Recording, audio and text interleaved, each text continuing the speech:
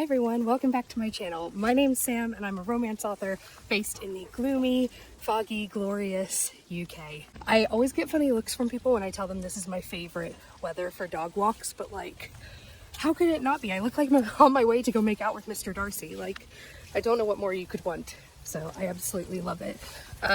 If you watched my previous vlog, you know that I am taking on Preptober despite having a very late start to the game because I have parked my Project Gilbert book 1 rewrite until after NaNo so I can focus on new words during the month of November. And today I am blessed with a fully empty day, which is fantastic.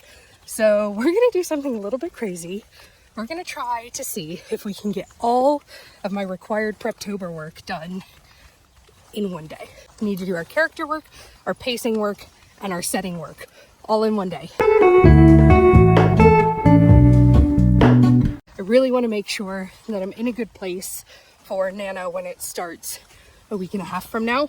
And then that means that if I've got the Preptober work done, then on my writing sprints, I can maybe actually start writing in book 2 and build up some momentum so that by the time the 1st of November rolls around, I'm rearing to go. But first, I've got to finish this dog walk and I will see you back at home.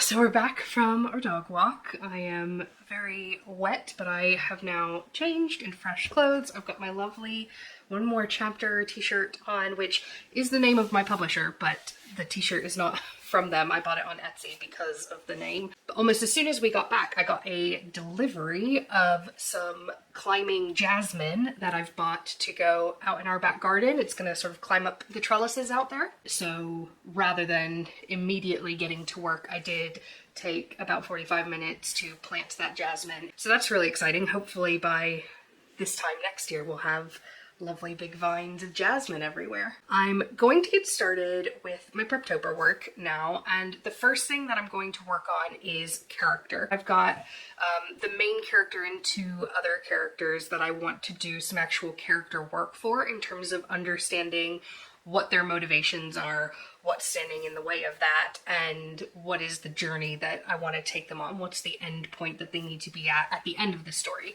And those characters are named Holly, Paige, and Haruki. So for Holly, Paige, and Haruki, I'm going to do these character motivation maps.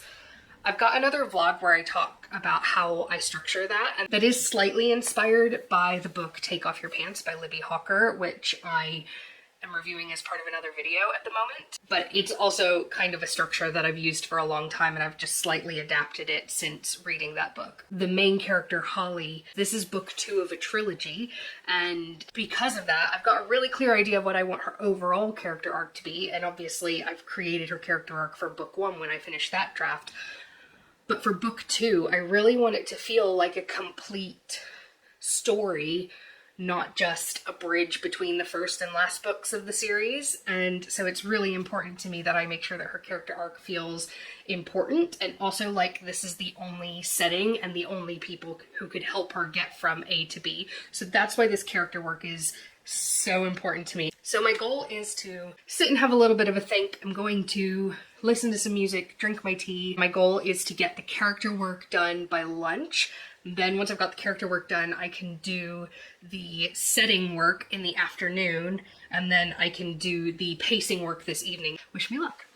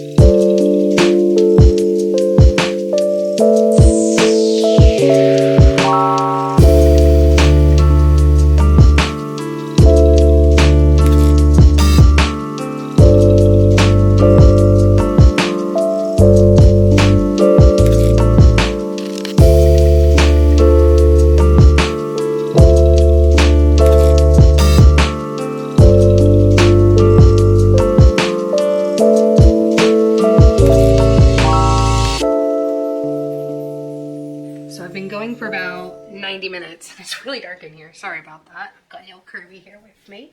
And I've made really good progress. I've done all of the mapping for Holly, Paige, and Haruki. I went a little bit more in depth on Holly just because she's our main character. I'm just gonna quickly flash up on the screen the stuff I did for her. So that was a bit that I did for her.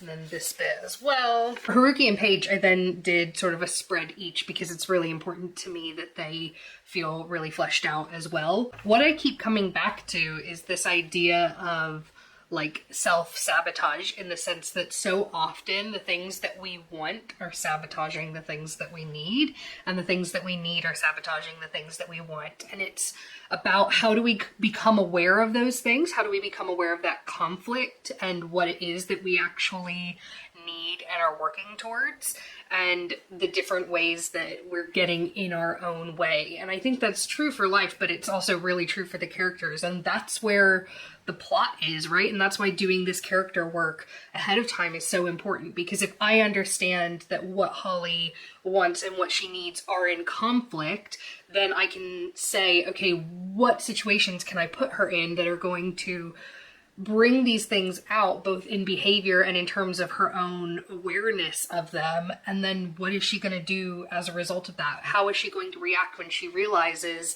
that it's been her own conflicting desires that have been getting in the way all along and preventing her from getting what she wants and needs.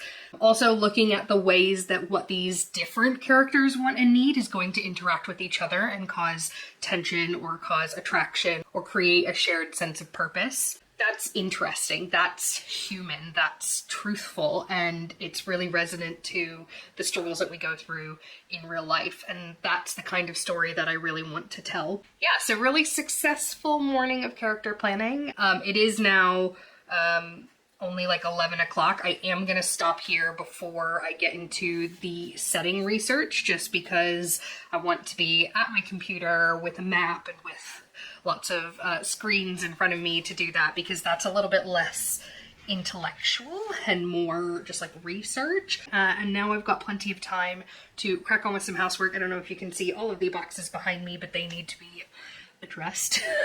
And after lunch, I will sit down and work on my setting research. Going really well so far, knock on wood. Oh, probably not the wood that the camera is currently on, sorry about that. I'll find different wood to knock on so that we can make sure that this afternoon goes just as well.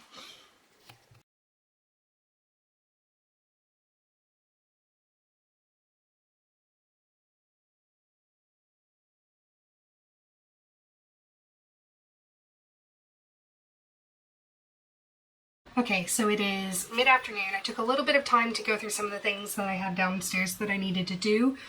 We're going away this weekend. I didn't really want to come back to a huge amount of mess, so I thought I'd get a little bit ahead of it if possible. My hair has officially gone full Hermione Granger in this rainy weather. It is a bit ridiculous, but we're rolling with it. Come on. Anyway, I get distracted. There's a sprint starting in a few minutes, and I am going to take advantage of that for my setting research, because I am definitely feeling that like mid-afternoon slump and I need a little bit of accountability to keep me going. So I'm going to join the 3 o'clock sprint and hopefully get through a lot of the setting stuff. I've not really got a specific goal in terms of how much information I'm looking for, or even the kinds of things that I'm looking for. It's more just like immersing myself as much as possible, writing down anything that strikes me that I can sort of bring into things as I'm writing the story, places that I can set things, and then I'll just sort of organize them by location. So yeah, that's my plan. I've got about 2 minutes until my sprint starts, so I'm just gonna get all my stuff pulled up and then we'll get going. A different time zone or two? So yeah, just a couple.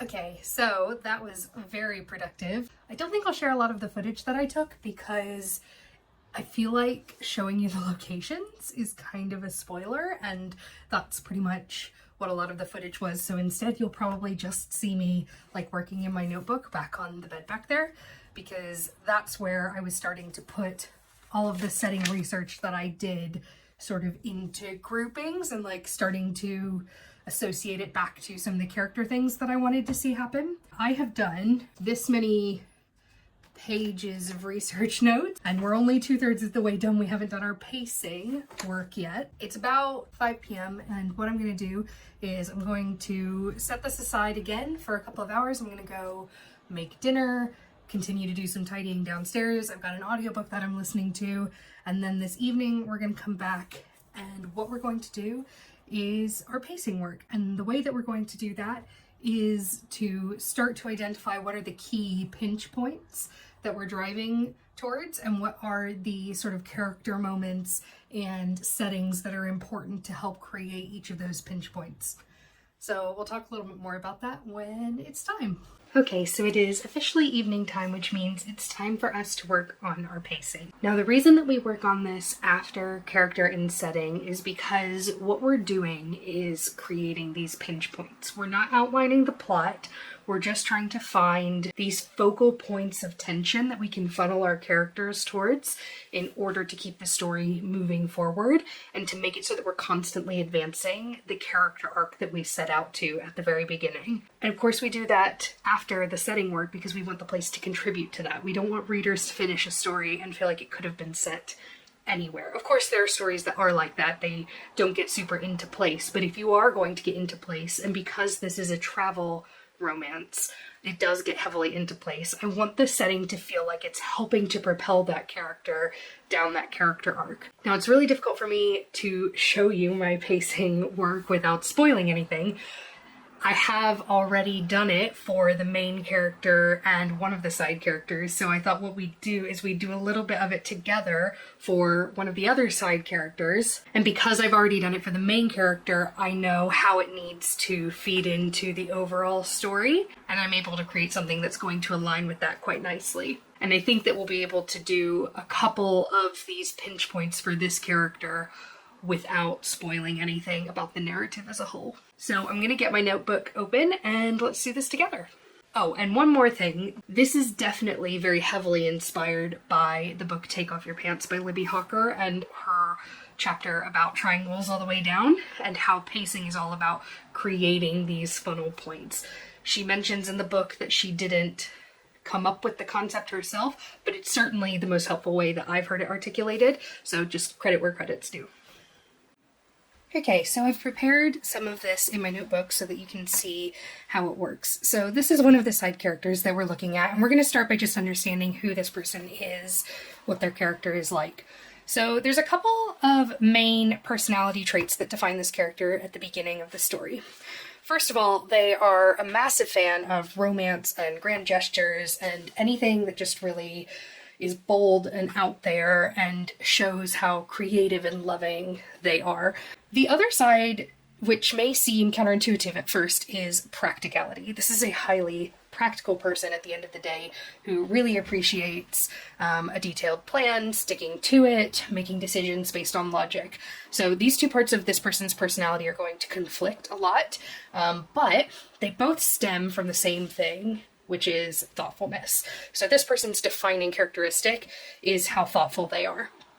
So what are some of the things in this person's life that are going to bring out the romance and the grand gestures? The travel that they do during the story with the main character is going to bring that out. Travel is a really good way to bring out these sort of more spontaneous, big, over-the-top personality traits. But additionally, this person has an ex who appears within the story, and the relationship with that person brings out those same things. They're not always in the best way. Practicality, on the other hand, is brought out in the story by a couple of things. First of all, this person's hometown. Now, for a lot of people, that might bring out different types of things, but based on the culture this person has grown up in, their hometown is going to bring out that practicality in them as a compensation for what they're experiencing from the rest of their family. As well, this person is going back to university in this story, so that is going to bring out their practicality in some ways as well. But again, all of these things are going to bring out both sides of that thoughtfulness in different ways. This was just a form of brainstorming of what are the ways that we're going to really highlight these things and add contrast to these things. So this person at the beginning of the story can be described with some of these words. So curation, they're trying to, help other people see them as thoughtful, which is where some of those grand gestures can come from. They're also very sensitive, very overthinking. So that thoughtfulness is sort of manifesting internally in that way. They're being over thoughtful. And then at its worst, that can manifest as control and judgment. So I've got control in all caps because that's sort of the defining negative thing at the beginning that we want to overcome, but really controlling of how other people see them and experience them, and really judgmental sometimes about the way that other people do or don't portray thoughtfulness for themselves.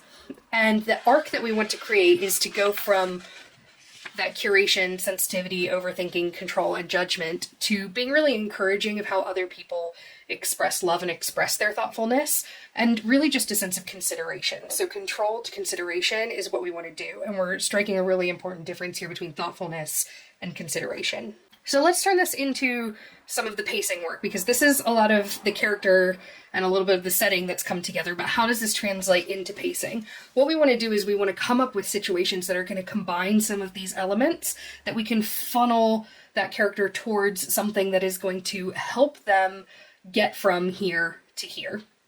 So for example, this hometown, in doing the brainstorming, I decided that this character gets their thoughtfulness in a really sensitive and posturing kind of way from their mother. And that's why being in their hometown can bring out the practicality, because it's an overcompensation of that. But as a result, here's one of the pinch points that we're creating. So we're going to start by the fact that they're going to take the main character back to their hometown. From there, the main character is going to be the one to notice the behavior and how it changes. And because we're still really early in the character arc at this point, there's going to be a real sensitivity to that perceived judgment. So our character is going to blow up at the main character and not really appreciate her pointing out that behavior. From there, because this character is in their hometown, their mother is going to affirm that reaction and is actually going to try to make them feel like they did the right thing, try to alienate them even further from the main character, who at this point means a lot in their life. And what we ultimately want to happen there is rejecting the mother's way of feeling. So actually rejecting that sensitivity, but that means also rejecting the overcompensation of that through the practicality. So as you can see, we're sort of creating this really innocuous situation of bringing the main character to their hometown, but because we understand the character arc we're trying to create, and because we understand the effect that this setting is going to have on this character, we can use this series of events to funnel them towards this. Now, this is a little bit more plotting than I would ideally like to do, but for this character in particular, understanding this arc is really important. And now that I've done this, I don't have to do it in this way. As long as I know that I can get to this point, I now just have these tools that I've created to help me get there if I need it. So let's do another one. This one's going to be a bit different. This is apartment hunting in the city. So this is the city where they're going to be going to university. What they're going to do is they're going to be leaning into this curation point, and they're going to be really unrealistic about their lifestyle. They're going to be very aspirational. And so when they're looking for things, they're going to be ignoring some of the practicalities. They're going to be overcompensating from the practicality side of things because they're trying to cling to these big grand gestures. They're going to ignore the warnings from the other people in their life that know them really well, and as a result, they're going to miss out or feel alienated. Again, we're not plotting in great detail, so I don't know what that's going to look like in terms of missing out, how that's going to manifest, whether that's going to be academic at their university, or if it's going to be social or romantic, or maybe they're just going to be exhausted from being on the train all the time. I don't know what it's going to look like, but it's going to cause them to miss out. Their impracticality about their lifestyle is going to cause them to suffer in a way that is going to funnel them towards having to acknowledge and be honest about what they need. So again, we're going towards that consideration, not just for other people, but for themselves as well. Now, these are very, like, charactery. There's very little in here that's like strong plot. So let's see how this might look in a more plot-heavy example. So in this example, we're going to say that they start being friendly with their ex again. This is something that I plan to have happen within the story. They're being friendly with their ex again, things are going really well, and everyone is going to think that they should get back together. Because everyone thinks that they should get back together, because this is an area where our character here is really insecure, they're going to default to that curation and control of how other people see them. And if other people are seeing them in this way, they're going to lean into it. And as a result, they are going to get back together, and they're going to do so in a really extreme way with grand gesture and romance to try to really curate that perception. The problem with this is that neither party feels considered. Now, what you don't see here is the character work that's been done for the ex, but spoiler alert, the ex doesn't really vibe with that way of doing things. So neither person is going to feel very considered in this situation, because this character is going to feel forced into this situation, and the other character is going to feel unconsidered in the way that they went about it. Then we've got the point of no return imminent. So this point of no return is a really important plot device.